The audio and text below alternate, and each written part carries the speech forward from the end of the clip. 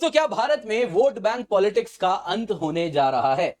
दरअसल दोस्तों आज लोकसभा में एक बड़ा ही अहम बिल टेबल किया गया है। बिल का नाम है इमिग्रेशन एंड फॉरेनर्स बिल। अगर आप इसको ध्यान से पढ़ें तो दोस्तों इस बिल में इलीगल माइग्रेशन को लेकर इतने कड़े प्रावधान रखे जा रहे हैं कि मानो जैसे जो इलीगल रोहिंग्याज, इलीगल बांग्लादेशीज जो भारत में आ रहे थे उनके खिलाफ भारत सरकार बड़ा सख्त रूप लेने जा रही है। दोस्तों उनके खिलाफ जेल टर्म, फाइन टर्म, बहुत सारी चीजें हैं। और अगर आप डिटेल्स में जाएं तो कहीं ना कहीं जो बर्डन ऑफ प्रूफ है वो सरकार के पास अब नहीं, वो बल्कि उन व्यक्ति के ऊपर होगा कि उनको अपनी नागरिकता प्रूव करनी होगी, जिस वजह से जो उनको भारत से निकाल के बांग्लादेश या म्यांमार जहां से भी वो आ रहे हैं उनको भेजना बड़ा आसान होने वाला है। दोस्तों और प्रोविजन ऐसे हैं कि जो ऑलरेडी एक इकोसिस्टम बना हुआ है जो भारत में इलीगल माइग्रेशन को सपोर्ट करते हैं उनके खिलाफ भी बड़े कड़े कहीं ना कहीं अगर आप देखें तो प्रावधान रखे जा रहे हैं। क्या है एग्जैक्टली इस बिल में, इसको हम देखेंगे। दरअसल दोस्तों यहां पे अगर आप देखें तो भारत में वोट बैंक पॉलिटिक्स एक बड़ा ही कहीं ना कहीं आप देखें तो भारत की डेमोक्रेसी में अलग अलग राज्यों में आपको ये देखने मिल रहा है। आप देख सकते हैं चुनाव आता है और इसी प्रकार के आरोप प्रत्यारोप लगने शुरू हो जाते हैं कि दिल्ली में इलीगल रोहिंग्याज हैं उनको सेटल किया जा रहा है कल को ताकि वो वोट बैंक बन के कहीं ना कहीं वोट करें। वैसे ही आप देखें तो झारखंड में भी सेम हमने सुना था। वैसे ही अगर आप देखें तो पश्चिम बंगाल, असम, इन राज्यों में जब भी चुनाव होता है तो कहीं ना कहीं बांग्लादेशी वोटर्स की बात हमेशा होती है। तो इसी को ध्यान में रखते हुए दोस्तों जो कॉलोनियल एरा लॉज थे जो कि इलीगल माइग्रेशन को और इन सारी चीजों को जो कवर किया करते थे उन सब को बंडल करके एक सिंगल लॉ के अंदर डाल दिया जाएगा। लेकिन दोस्तों इसमें सबसे चौंकने वाली बात यह है कि बर्डन ऑफ प्रूफ अब व्यक्ति के ऊपर होगा, ना कि भारत सरकार के ऊपर। इसके सिवा बड़े ही रिग्रेस पनिशमेंट्स हैं जिसमें फाइन भी है, इंप्रिजनमेंट भी है। अब दोस्तों यहां पे अगर आप अपोजिशन की बात करें तो आज लोकसभा में काफी ज्यादा इस पर डिबेट भी हुआ है। अगर आप देखें तो एक पॉलिटिकल पार्टी के जो मेंबर ऑफ पार्लियामेंट थे वो कह रहे थे कि इससे फंडामेंटल राइट्स का हनन हो रहा है। तो जरूरी है हम जाने किसकी बात ये कर रहे हैं। एट द सेम टाइम एक बुद्धिजीवी थे वो तो ये कह रहे थे कि ये जो illegal Bangladeshi, illegal Rohingya Bharat आना बंद हो जाएंगे तो इनके वजह से भारत में टैलेंट की कमी हो जाएगी। अब ये कहीं ना कहीं बड़ा कठिन है जस्टिफाई कर पाना, क्योंकि मैंने तो नहीं देखा है ज्यादा बांग्लादेशी रोहिंग्या जो कि इलीगल तरीके से भारत आ रहे हैं उनमें से कोई बहुत बड़े साइंटिस्ट बन के उभर के निकले हो, ऐसा देखने मतलब स्टैटिस्टिकली तो नहीं मिला है। लेकिन ये बात कहीं ना कहीं आज पार्लियामेंट में हुई है तो जरा उस पर भी चर्चा जरूर हम करेंगे। तो क्या है इसमें डिटेल्स आइए जरा जानते हैं। पर इससे पहले बढ़े आगे, आपके लिए बहुत जरूरी अनाउंसमेंट है। होली का पावन अवसर है तो आपके लिए हम होली ऑफर लेकर के आए हैं। फ्लैट 60% ऑफ है प्लस 6 मंथ एक्सटेंशन है। तो आप निश्चिंत होकर जुड़ सकते हैं। पिन कमेंट में पहला लिंक मिल रहा है, जल्दी से जाएं, जाके एनरोल करें। यूज द कोड KC10 ताकि आपको मैक्सिमम डिस्काउंट मिल सके। यह ऑफर 13 मार्च को खत्म हो जाएगा। तो आइए जरा बिल की बात करते हैं। इस बिल को दोस्तों minister of state for home affairs Nityanand Rai ji ने इंट्रोड्यूस किया। बिल का नाम है इमिग्रेशन एंड फॉरेनर्स बिल 2025। जैसे ये बिल आएगा, ये जो आउटडेटेड कॉलोनियल लॉज थे जैसे foreigners act 1946, passport entry into India act 1920, registration of foreigners act 1939, immigration carriers liability act 2000, इन सब को रिप्लेस कर देगा एक सिंगल लॉ। जिस वजह से अलग अलग लॉज में जितने भी अगर चैलेंजेस थे, कहीं ना कहीं सामंजस्य नहीं था, सिनर्जी नहीं थी, तो उन सब को कहीं ना कहीं सिनर्जाइज करवा के एक सिंगल लॉ में डाला जाएगा। अब दोस्तों इस बिल में बड़ा ही स्ट्रिक्ट पनिशमेंट है इमिग्रेशन कंट्रोल करने के लिए और हेफ्टी पेनल्टीज हैं यदि कोई रूल वायलेट करता है। अब यहां पे अगर आप देखें तो मैंडेटरी रजिस्ट्रेशन किया जा रहा है। जो भी फॉरेनर आ रहा है उसको सरकार को आके उनके ऑफिस में रजिस्टर करना पड़ेगा। कहां पे अभी हम चर्चा करेंगे। विदाउट डॉक्यूमेंटेशन अगर कोई भारत आएगा तो सिवियर कंसीक्वेंसेस हैं। तो ऐसा ही नहीं है कि कोई भी अब भारत ऐसे ही आ जाएगा बिना सोचे कि भारत सरकार एक्शन नहीं लेगी। बाय लॉ अब सरकार बंधी हुई है एक्शन लेने के लिए। ऑब्जेक्टिव बड़ा क्लियर है, नेशनल सिक्योरिटी मजबूत करना है। इस बार कहीं ना कहीं अगर आप देखें तो ये जो लॉ है इसमें जो प्रोविजंस इतने कड़क हैं उसके पीछे लगाया जा रहा है कारण कि ये देश को सिक्योर करने के लिए जरूरी है, सोवरेनिटी इंटीग्रिटी के लिए आवश्यक है। तो इस वजह से अगर आप देखें तो स्ट्रिक्ट पेनल्टीज भी हैं फॉरेनर्स के ऊपर यदि वो स्टे कंडीशन, एंट्री कंडीशन को वायलेट करते हैं। तो आइए दोस्तों अब जरा डिटेल्स में जाके देखते हैं एग्जैक्टली इसमें क्या है। तो दोस्तों अगर आप देखें तो इस बिल में इन टोटल 6 चैप्टर हैं और उसमें 35 क्लॉज हैं। साफ साफ कहा जा रहा है यदि कोई फॉरेनर है, पर्सन ऑफ इंडियन ओरिजिन ही क्यों ना सही, यदि कोई फॉरेनर है जो कि भारत के संप्रभुता, अखंडता, सोवरेनिटी, इंटीग्रिटी, यूनिटी, सिक्योरिटी के खिलाफ यदि वो किसी भी तरीके से थ्रेट है तो हम उसे भारत में आने से रोक सकते हैं। सिंपल शब्दों में कहूं तो वीजा नहीं देंगे और इलीगल तरीके से आएगा तो उसके खिलाफ ऑलरेडी बड़े कड़े कानून हैं। दरअसल दोस्तों ये बात बड़ा ज्यादा मीडिया में रेजोनेट कर रहा है। कारण है 1 महीने पहले की बात है, आपके साथ मैंने भी एक वीडियो में शेयर किया था जिसमें बताया था कि एक अमेरिकन पॉलिटिशियन थी, कोई बड़ी पॉलिटिशियन नहीं थी, सिटी लेवल की जो होता है ना दोस्तों, अर्बन लोकल बॉडी, उसके लेवल की पॉलिटिशियन थी। अब वो भारत के खिलाफ काफी आवाज उठाया करती थी। इन द सेंस भारत में अगर आप देखें तो जो सीएए था उसमें कहीं ना कहीं उन्होंने भारत को भी उसमें निशाना साधा था उस दौरान। तो भारत सरकार ने उनको भारत आने से मना कर दिया था और इस मामले को बहुत उन्होंने तूल दिया था। तो अब बाय लॉ भारत सरकार आपको आइडेंटिफाई कर सकती है, अगर आप विदेशी हैं और भारत के खिलाफ आवाज उठा रहे हैं तो आपको भारत आने से रोका जाया जा सकता है।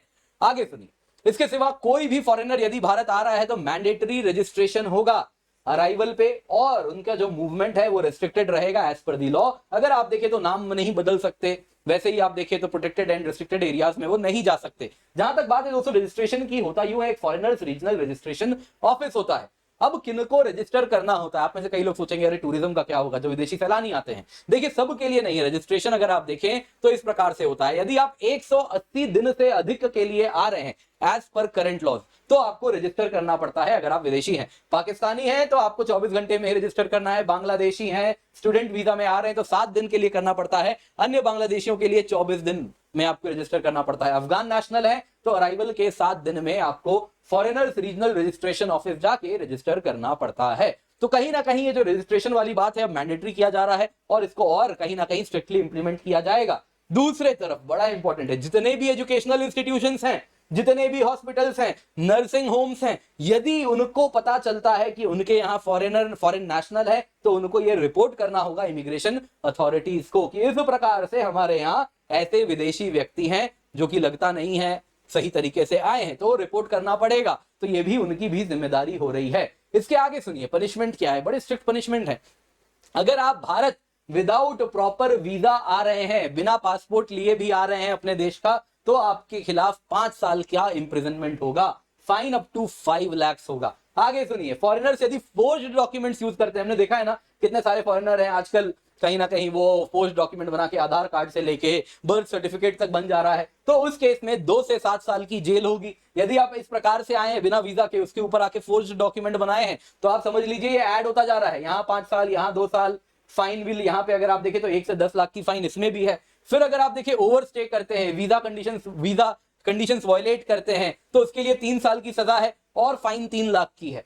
तो दोस्तों अगर यहाँ पे सवाल उठता है कि एक तरफ तो आपने पनिशमेंट लगाया है, दूसरी तरफ वो जो विदेशियों को लेके आ रहे हैं उनका क्या? जी हाँ, वो जो ट्रांसपोर्ट कैरियर्स हैं, बसेज हो सकते हैं जो कि विदेशी को लेकर के आ रहे हैं, तो यदि वो फॉरेनर्स कैरी कर रहे हैं विदाउट वैलिड डॉक्यूमेंट्स तो they will also be liable, उनको 5 लाख तक का जुर्माना उनको बियर करना पड़ेगा। यदि 5 लाख नहीं चुकाएंगे तो जिस बस से या जिस गाड़ी से जो भी कैरियर थी, शिप हो सकता है, स्टीमर हो सकता है, वो सरकार जब्त कर लेगी।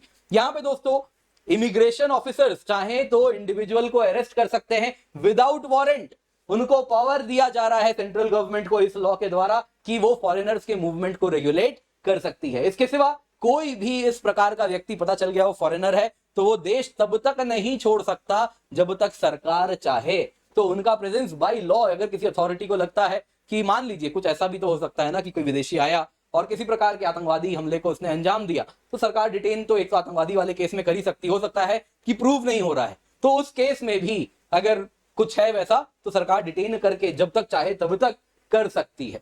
अब यहाँ पे दोस्तों बांग्लादेशी एंड रोहिंग्यास जो कि इलीगल तरीके से भारत में रहते हैं, उनके खिलाफ बहुत बड़ा एक्शन लिया जा रहा है। जो बर्डन है नागरिकता प्रूव करने की वो नागरिकों की होगी, सरकार की नहीं। इस वजह से अगर आप देखें जो ट्रेडिशनल अप्रोच था वो बड़ा चैलेंजिंग था, सरकार को प्रूव करना होता था हर व्यक्ति के पीछे पड़ के कि भाई वो भारतीय नागरिक है या बांग्लादेशी है, म्यांमार का है, तो ये प्रूव करना बड़ा कम्बरसम प्रोसेस हो जा रहा था। तो अब कहना है ना जी ये आपकी जिम्मेदारी है, आप प्रूव कीजिए आप भारतीय हैं, बांग्लादेशी हैं, म्यांमार के हैं, जहां के भी हैं बताएं। तो इस तरीके से जो डिपोर्टेशन प्रोसेस है वो बड़ी फास्टन अप हो जाएगी, स्ट्रीमलाइन हो जाएगी। तो अब वापस जाना आप शुरू करने वाले हैं, देखने वाले हैं रोहिंग्यास एंड बांग्लादेशी भी। इसके सिवा जो इलीगल इमिग्रेंट्स भारत ना आए इसके लिए एयरलाइंस हो गए, ट्रांसपोर्ट कैरियर्स हो गए, उनके ऊपर भी पेनल्टी है जैसा मैंने बताया, और इलीगल इमिग्रेशन को रोकने के लिए वो भी बहुत बड़ा रोल प्ले करेंगे। अब दोस्तों यहाँ पे अपोजिशन कहीं ना कहीं बड़ी नाराज हो रही है। कांग्रेस के एमपी मनीष तिवारी जी आज उन्होंने लोकसभा में कहा कि ये तो फंडामेंटल राइट्स के खिलाफ है। अब दोस्तों कौन से प्रोविजन की बात हो रही थी वो तो मुझे मीडिया में नहीं मिल पाया, लेकिन उन्होंने कहा कि देखिए जो सवाल उठ रहा है सरकार ऐसे किसी को भी रोक सकती है भारत आने से, है ना। तो इससे तो ये होगा कि ये बिल के प्रोविजन ऐसे हैं कि सरकार क्या करेगी कि जो भी रूलिंग पार्टी के आइडियोलॉजी को फॉलो नहीं करता है उसको भारत आने ही नहीं देगी। ये फंडामेंटल राइट का वायलेशन है। दूसरी तरफ अगर आप देखें तो टीएमसी के एमपी सौगाता रॉय जी ने आज कहा कि देखिए इससे तो दूसरे देशों से जो टैलेंटेड लोग आ रहे हैं भारत में, जो फॉरेन एक्सपर्टीज पे हम निर्भर करते हैं, वो लोग नहीं आ पाएंगे।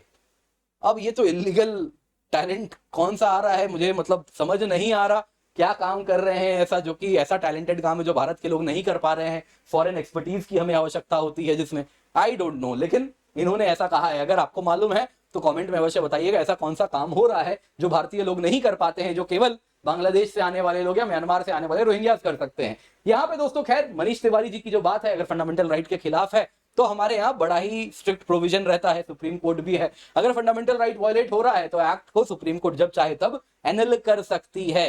तो बहुत सारी चीजें हैं उसके बाद भी। यहाँ पे दोस्तों सबसे पहले तो हम ये भी जानते हैं कि बाकी देशों में ऐसे प्रोविजंस हैं, सिमिलर लॉज हैं, तो आपको जान के आश्चर्य होगा, शायद ना भी हो, कि हम वापस से बहुत पीछे हैं। बाकी सारे मॉडर्न एडवांस डेमोक्रेसीज खुद को बोलने वाले जो देश हैं उनके यहाँ ऐसे लॉज हैं। ऑस्ट्रेलिया है ना, अपने आप को फ्री स्पीच का मसीहा कहता है, वहां पे इनडेफिनिट डिटेंशन दिया जाता है नॉन सिटीजन्स को अगर वो सिक्योरिटी रिस्क प्रूव होते हैं उनके लॉज के द्वारा।